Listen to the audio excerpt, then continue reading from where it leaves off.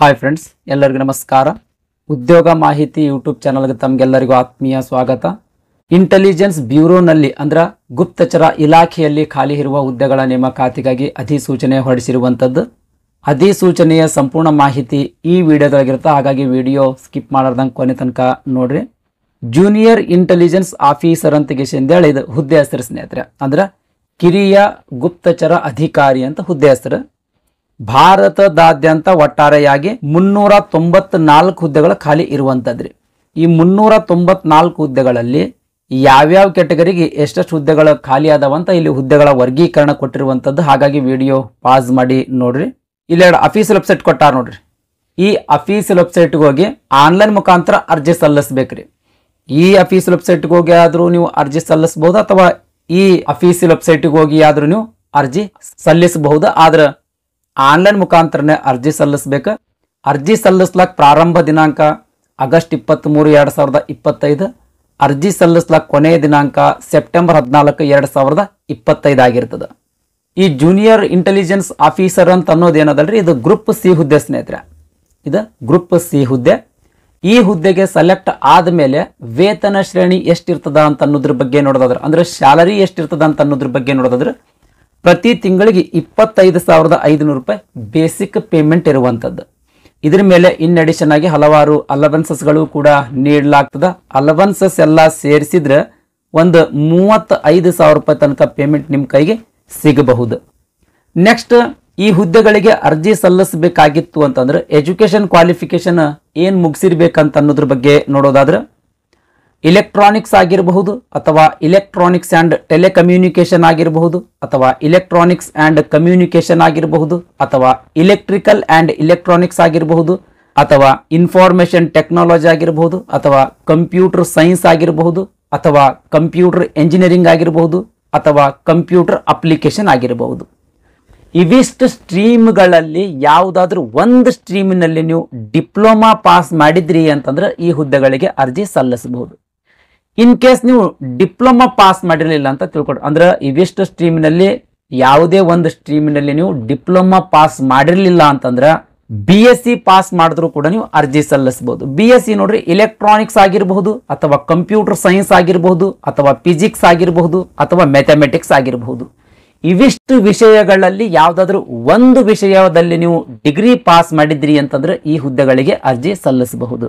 In case ನೀವು ಇವಿಷ್ಟು ವಿಷಯಗಳಲ್ಲಿ ಯಾವುದಾದ್ರೂ ಒಂದು ವಿಷಯ ನೀವು ಡಿಗ್ರಿಯಲ್ಲಿ ಓದಿರ್ಲಿಲ್ಲ ಅಂತಂದ್ರೆ just BCA bachelor of computer application ಅಂತ ಒಂದು ಡಿಗ್ರಿ ಕೋರ್ಸ್ ಅದ, ಈ ಕೋರ್ಸ್ ಪಾಸ್ ಮಾಡಿದ್ರು ಕೂಡ ನೀವು ಅರ್ಜಿ ಸಲ್ಲಿಸಬಹುದು. ನೆಕ್ಸ್ಟ್, ವಯೋಮಿತಿಯ ಬಗ್ಗೆ ನೋಡೋದಾದ್ರೆ, ಈ ಹುದ್ದೆಗಳಿಗೆ ಅರ್ಜಿ ಸಲ್ಲಿಸಬೇಕಾಗಿತ್ತಂದ್ರೆ ಕನಿಷ್ಠ 18 ವರ್ಷ ವಯಸ್ಸಾಗಿರ್ಬೇಕು, ಗರಿಷ್ಠ 27 ವರ್ಷ ಮೀರಿರಬಾರ್ದು. ಈ ಗರಿಷ್ಠ ವಯೋಮಿತಿಯ ಮೇಲೆ ಇನ್ ಅಡಿಷನ್ ಆಗಿ ಏಜ್ ರಿಲ್ಯಾಕ್ಸೇಷನ್ ಕೂಡ ನೀಡಲಾಗ್ತದೆ. ಏಜ್ ರಿಲ್ಯಾಕ್ಸೇಷನ್ ಬಗ್ಗೆ ನೋಡೋದಾದ್ರೆ SC ಮತ್ತು ST ಕೆಟಗರಿ ಅಭ್ಯರ್ಥಿಗಳಿಗೆ 5 ವರ್ಷಗಳು, OBC ಕೆಟಗರಿ ಅಭ್ಯರ್ಥಿಗಳಿಗೆ 3 ವರ್ಷಗಳು.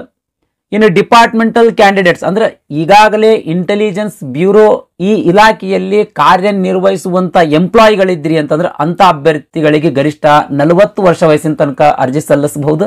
ನೆಕ್ಸ್ಟ್, ಸಾಮಾನ್ಯ ವರ್ಗದ ವಿಧವಾ ಅಭ್ಯರ್ಥಿ ಇದ್ರು ಅಂದ್ರೆ ಗರಿಷ್ಠ 35 ವರ್ಷ ವಯಸ್ಸಿನ ತನಕ ಅರ್ಜಿ ಸಲ್ಲಿಸಬಹುದು. OBC ಕೆಟಗರಿಯ ವಿಧವೆ ಅಭ್ಯರ್ಥಿ ಇದ್ರೆ 38 ವರ್ಷ ವಯಸ್ಸಿನ ತನಕ, SC ಅಥವಾ ST ಕೆಟಗರಿಯ ವಿಧವೆ ಅಭ್ಯರ್ಥಿ ಇದ್ರೆ ಗರಿಷ್ಠ 40 ವರ್ಷ ವಯಸ್ಸಿನ ತನಕ ಅರ್ಜಿ ಸಲ್ಲಿಸಬಹುದು. ಈ ರೀತಿ ಗರಿಷ್ಠ ವಯೋಮಿತಿಯ ಮೇಲೆ ಇನ್ ಅಡಿಷನ್ ಆಗಿ ಏಜ್ ರಿಲ್ಯಾಕ್ಸೇಷನ್ ಕೂಡ ನೀಡಲಾಗ್ತದೆ. ನೆಕ್ಸ್ಟ್, ಈ ಹುದ್ದೆಗಳಿಗೆ online exam, skill test, interview ಅಥವಾ ಪರ್ಸನಾಲಿಟಿ ಟೆಸ್ಟ್ಗಳ ಆಧಾರದ ಮೇಲೆ ನೇಮಕಾತಿ ಮಾಡ್ಕೊಳ್ತಾರ್ರಿ. ಮೊದಲನೇದಾಗಿ ಟೈರ್ 1, ಒಟ್ಟು 3 ಎಕ್ಸಾಮ್ ಇರ್ತಾವ್ರಿ. ಟೈರ್ 1, ಟೈರ್ 2, ಟೈರ್ 3 ಅಂತ 3 ಎಕ್ಸಾಮ್ ಬರ್ತಾವ. ಮೊದಲನೇದಾಗಿ ಟೈರ್ 1 ಬಗ್ಗೆ ನೋಡೋದಾದ್ರೆ 100 ಮಾರ್ಕ್ಸ್ ಇಂದ ಇದು ಒಂದು ಎಕ್ಸಾಮ್ ಸ್ನೇಹಿತರೆ. ಈ ಎಕ್ಸಾಮ್ ದೊಳಗ MCQ ಕ್ವಶನ್ಸ್ ಗಳಿರ್ತಾವ. ಅಂದ್ರೆ ಪ್ರತಿ ಪ್ರಶ್ನೆಗೆ 4 ಆಪ್ಷನ್ಸ್ ಗಳಿರ್ತಾವ, ಅದ್ರೊಳಗೆ ಒಂದು ಸರಿಯಾದ ಉತ್ತರ ಇರ್ತದ, ಆ ಉತ್ತರ ಟಿಕ್ ಮಾಡುವಂತದ್ದು ಇರ್ತದ. ಈ ರೀತಿಯ ಪ್ರಶ್ನೆಗಳಿರ್ತಾವ. ಈ ಎಕ್ಸಾಮ್ ದೊಳಗ ಯಾವ ವಿಷಯದ ಮೇಲೆ ಪ್ರಶ್ನೆಗಳು ಕೇಳ್ತಾರ ಅಂತ ಅನ್ನೋದ್ರ ಬಗ್ಗೆ ನೋಡೋದಾದ್ರೆ, ಜನರಲ್ ಮೆಂಟಲ್ ಎಬಿಲಿಟಿಗೆ ಸಂಬಂಧಿಸಿದಂತ 25% ನಷ್ಟು ಪ್ರಶ್ನೆಗಳು ಈ ವಿಷಯದ ಮೇಲೆನೆ ಕೇಳ್ತಾರ. ಯಾವ್ದ್ರೆ ಜನರಲ್ ಮೆಂಟಲ್ ಎಬಿಲಿಟಿ. ನೆಕ್ಸ್ಟ್, 75% ಪ್ರಶ್ನೆಗಳು ನಿಮ್ದು ಎಜುಕೇಶನ್ ಕ್ವಾಲಿಫಿಕೇಶನ್ಗೆ ಸಂಬಂಧಿಸಿದಂತ ಪ್ರಶ್ನೆಗಳು ಕೇಳ್ತಾರೆ. ಆಗ್ಲೇ ಹೇಳ್ದಂಗೆ 100 ಮಾರ್ಕ್ಸ್ ಇಂದ ಎಕ್ಸಾಮ್, 2 ತಾಸು ಸಮಯಾವಕಾಶ ಇರ್ತದ. ನೆಕ್ಸ್ಟ್ ಈ ಎಕ್ಸಾಮ್ ನೆಗೆಟಿವ್ ವ್ಯಾಲ್ಯೂಯೇಷನ್ ಕೂಡ ಇರುವಂತದ್ದು 1/4 ಅಂಕ ಡಿಡಕ್ಟ್ ಮಾಡಲಾಗ್ತದೆ. ಅಂದ್ರೆ ಪ್ರತಿ ಪ್ರಶ್ನೆಗೆ 4 ಆಪ್ಷನ್ಸ್ಗಳಿರ್ತಾವ, ಅದರೊಳಗೆ ಒಂದು ಸರಿಯಾದ ಉತ್ತರ ಇರ್ತದ. ಆ ಸರಿಯಾದ ಉತ್ತರ ಟಿಕ್ ಮಾಡೋದಿರ್ತದ ಅಂತ ಹೇಳಿದೆ ನಾನು. ಇನ್ ಕೇಸ್ ಸರಿಯಾದ ಉತ್ತರ ಟಿಕ್ ಮಾಡುವಲ್ಲಿ ನೀವು ತಪ್ಪು ಉತ್ತರ ಟಿಕ್ ಮಾಡಿದಿರಿ ಅಂತ ತಿಳ್ಕೊಳ್ರಿ, ಪ್ರತಿ ತಪ್ಪು ಉತ್ತರಕ್ಕೆ ನೀವು ತೆಗೆದುಕೊಂಡಿರ್ತಕ್ಕಂಥ ಅಂಕಗಳಲ್ಲಿ 0.25 ಮಾರ್ಕ್ಸ್ ಡಿಡಕ್ಟ್ ಮಾಡಲಾಗ್ತದೆ. ಇನ್ ಕೇಸ್ 4 ಪ್ರಶ್ನೆಗಳ ಉತ್ತರ ತಪ್ಪು ಟಿಕ್ ಮಾಡಿರಿ ಅಂತಂದ್ರೆ 1 ಅಂಕ ಡಿಡಕ್ಟ್ ಮಾಡಲಾಗ್ತದೆ. ಈ ರೀತಿ ನೆಗೆಟಿವ್ ವ್ಯಾಲ್ಯೂಯೇಷನ್ ಇರುವಂತದ್ದು. ನೆಕ್ಸ್ಟ್ ಟೈರ್ 1 ಎಕ್ಸಾಮ್ದೊಳಗೆ ಅತಿ ಹೆಚ್ಚು ಅಂಕ ಗಳಿಸಿರ್ತಕ್ಕಂಥ ಅಭ್ಯರ್ಥಿಯನ್ನ ಸ್ಕಿಲ್ ಟೆಸ್ಟ್ಗೆ ಸೆಲೆಕ್ಟ್ ಮಾಡ್ತಾರ. ಇದೊಂದು ಪ್ರಾಕ್ಟಿಕಲ್ ಬೇಸ್ಡ್ ಆಮೇಲೆ ಟೆಕ್ನಿಕಲ್ ಇನ್ ನೇಚರ್ದು ಎಕ್ಸಾಮ್ ಇರುವಂತದ್ದು ಸ್ನೇಹಿತರೆ. ಜಾಬಿಗೆ ಸಂಬಂಧಿಸಿದಂತ ಒಂದು ಸ್ಕಿಲ್ ಟೆಸ್ಟ್ ಇರ್ತದ. ಇದರೊಳಗ ಅತಿ ಹೆಚ್ಚು ಅಂಕ ಗಳಿಸಿರ್ತಕ್ಕಂಥ ಒಂದು ಹುದ್ದೆಗೆ 5 ಜನ ಅಭ್ಯರ್ಥಿಗಳಂತೆ ಇಂಟರ್ವ್ಯೂ ತಗೊಳ್ತಾರ. ಈ ಸ್ಕಿಲ್ ಟೆಸ್ಟ್ 30 ಮಾರ್ಕ್ಸ್ ಇಂದ ಇರುವಂತದ್ದು. ಈ ಇಂಟರ್ವ್ಯೂ ಅಥವಾ ಪರ್ಸನಾಲಿಟಿ ಟೆಸ್ಟ್ 20 ಮಾರ್ಕ್ಸ್ ಇಂದ ಇರುವಂತದ್ದು. ಇನ್ನು ಫೈನಲ್ ಮೆರಿಟ್ ಲಿಸ್ಟ್ ಯಾವ ರೀತಿ ಪ್ರಿಪೇರ್ ಮಾಡಲಾಗ್ತದೆ ಅಂತ ಅನ್ನೋದ್ರ ಬಗ್ಗೆ ನೋಡಿದ್ರೆ, ಈ ಟೈರ್ 1, ಟೈರ್ 2, ಟೈರ್ 3ನಲ್ಲಿ 3 ಎಕ್ಸಾಮ್ದು ಮಾರ್ಕ್ಸ್ ಕೂಡಿಸಿದ್ರೆ ಅತಿ ಹೆಚ್ಚು ಅಂಕಗಳು ಯಾರು ಬರ್ತಾವೋ ಅಂತ ಅಭ್ಯರ್ಥಿಗಳನ್ನ ನೇಮಕಾತಿ ಮಾಡ್ಕೊಳ್ತಾರೆ. ಅಂದ್ರೆ ಈಗ ಟೈರ್ 1 ಎಷ್ಟು ಅಂಕ ತಗೊಂಡ್ರಿ ಆ ಅಂಕಗಳು, ಆಮೇಲೆ ಸ್ಕಿಲ್ ಟೆಸ್ಟ್ ನಲ್ಲಿ ಎಷ್ಟು ಅಂಕಗಳು ತಗೊಂಡಿರ್ತೀರಿ ಆ ಅಂಕಗಳು, ಆಮೇಲೆ ಇಂಟರ್ವ್ಯೂ ನಲ್ಲಿ ನೀವು ಎಷ್ಟು ಅಂಕಗಳು ತಗೊಂಡಿರ್ತೀರಿ ಆ ಅಂಕಗಳು, 3 ಅಂಕಗಳು ಸೇರಿಸಿದ್ರೆ ಯಾರು ಅತಿ ಹೆಚ್ಚು ಅಂಕಗಳು ಬರ್ತಾವೋ ಅಂತ ಅಭ್ಯರ್ಥಿಗಳನ್ನ ನೇಮಕಾತಿ ಮಾಡ್ಕೊಳ್ತಾರೆ. ನೆಕ್ಸ್ಟ್ ಪರೀಕ್ಷಾ ಕೇಂದ್ರಗಳ ಬಗ್ಗೆ ನೋಡೋದಾದ್ರೆ, ಕರ್ನಾಟಕದೊಳಗ ಬೆಳಗಾವಿ, ಬೆಂಗಳೂರು, ಹುಬ್ಬಳ್ಳಿ, ಮಂಗಳೂರು, ಮೈಸೂರು, ಶಿವಮೊಗ್ಗ ಮತ್ತು ಉಡುಪಿ ಇವಿಷ್ಟು ಸ್ಥಳಗಳಲ್ಲಿ ಎಕ್ಸಾಮಿನೇಷನ್ ಸೆಂಟರ್ ಇರುವಂತದ್ದು. ನೆಕ್ಸ್ಟ್ ಈ ಹುದ್ದೆಗಳಿಗೆ ಅರ್ಜಿ ಹ್ಯಾಂಗ್ ಸಲ್ಲಿಸೋದು ಅಂತ ಅನ್ನೋದಕ್ಕೆ ಸಂಬಂಧಿಸಿದಂಗ ಇಲ್ಲಿ ಗೈಡ್ಲೈನ್ಸ್ ಕೊಟ್ಟಾರೆ. ನೋಟಿಫಿಕೇಶನ್ ಲಿಂಕ್ ಈ ವಿಡಿಯೋದ ಡಿಸ್ಕ್ರಿಪ್ಷನ್ ದಾಗ ಕೊಟ್ಟಿರ್ತೀನಿ. ಆ ಲಿಂಕ್ ಮೇಲೆ ಕ್ಲಿಕ್ ಮಾಡೋದ್ರ ಮೂಲಕ ನೋಟಿಫಿಕೇಶನ್ ಅನ್ನ ಡೌನ್ಲೋಡ್ ಮಾಡ್ಕೊಳ್ರಿ. ಡೌನ್ಲೋಡ್ ಮಾಡ್ಕೊಂಡು ಅರ್ಜಿ ಹ್ಯಾಂಗ್ ಸಲ್ಲಿಸಬೇಕಂತ ಏನು ಗೈಡ್ಲೈನ್ಸ್ ಕೊಟ್ಟಾರಲ್ರಿ, ಇದನ್ನ ಒಮ್ಮೆ ಕಂಪ್ಲೀಟ್ ಆಗಿ ಓದಿ ತದನಂತರ ಅರ್ಜಿ ಸಲ್ಲಿಸ್ರಿ ಸ್ನೇಹಿತರೆ. ಅದೇ ರೀತಿ ಅರ್ಜಿ ಲಿಂಕ್ನು ಕೂಡ ಈ ವಿಡಿಯೋದ ಡಿಸ್ಕ್ರಿಪ್ಷನ್ ಬಾಕ್ಸ್ ನ ಕೊಟ್ಟಿರ್ತೀನಿ. ಆ ಲಿಂಕ್ ಮೇಲೆ ಕ್ಲಿಕ್ ಮಾಡೋದ್ರ ಮೂಲಕ ಡೈರೆಕ್ಟ್ ನೀವು ಅರ್ಜಿ ಸಲ್ಲಿಸಬಹುದು.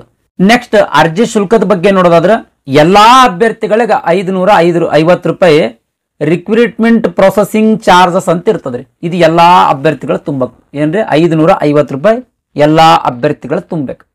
SC ಆಗಿರ್ಬೋದು, ST ಆಗಿರ್ಬೋದು, ಮಾಜಿ ಸೈನಿಕರಾಗಿರ್ಬೋದು, ಮಹಿಳಾ ಅಭ್ಯರ್ಥಿಗಳಾಗಿರ್ಬೋದು, ಎಲ್ಲಾ ಅಭ್ಯರ್ಥಿಗಳು 550 ರೂಪಾಯಿ ಪ್ರೊಸೆಸಿಂಗ್ ಚಾರ್ಜಸ್ ಕಂಪಲ್ಸರಿ ತುಂಬಲೇಬೇಕು ಸ್ನೇಹಿತರೆ.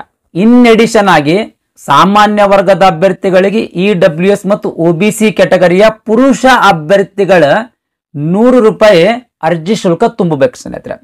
550 ಪ್ಲಸ್ ಇದು 100, 650 ರೂಪಾಯಿ ತುಂಬಬೇಕ್ರಿ. ಕೇವಲ ಪುರುಷ ಅಭ್ಯರ್ಥಿಗಳ್ರಿ. ಸಾಮಾನ್ಯ ವರ್ಗದ ಪುರುಷ ಅಭ್ಯರ್ಥಿಗಳ EWS ಮತ್ತು OBC ಕ್ಯಾಟಗರಿಯ ಪುರುಷ ಅಭ್ಯರ್ಥಿಗಳ ಒಟ್ಟಾರೆಯಾಗಿ 650 ರೂಪಾಯಿ ಅರ್ಜಿ ಶುಲ್ಕ ತುಂಬಬೇಕು. ಇನ್ನು SC ST ಆಮೇಲೆ ಮಾಜಿ ಸೈನಿಕ ಅಭ್ಯರ್ಥಿಗಳು ಆಮೇಲೆ ಮಹಿಳಾ ಅಭ್ಯರ್ಥಿಗಳಿಗೆ ಅರ್ಜಿ ಶುಲ್ಕ ಇರಂಗಿಲ್ರಿ. ಕೇವಲ ಇವರು 550 ರೂಪಾಯಿ ಪ್ರೊಸೆಸಿಂಗ್ ಚಾರ್ಜ್ ಮಾತ್ರ ತುಂಬಬೇಕು. ಇದಿಷ್ಟು ಇಂಟೆಲಿಜೆನ್ಸ್ ಬ್ಯೂರೋನಲ್ಲಿ ಖಾಲಿ ಇರುವಂತಹ ಜೂನಿಯರ್ ಇಂಟೆಲಿಜೆನ್ಸ್ ಆಫೀಸರ್ ಹುದ್ದೆಗಳ ನೇಮಕಾತಿಗಾಗಿ ಹೊರಡಿಸಿರುವಂತಹ ಅಧಿಸೂಚನೆಯ ಸಂಪೂರ್ಣ ಮಾಹಿತಿಯಾಗಿತ್ತು.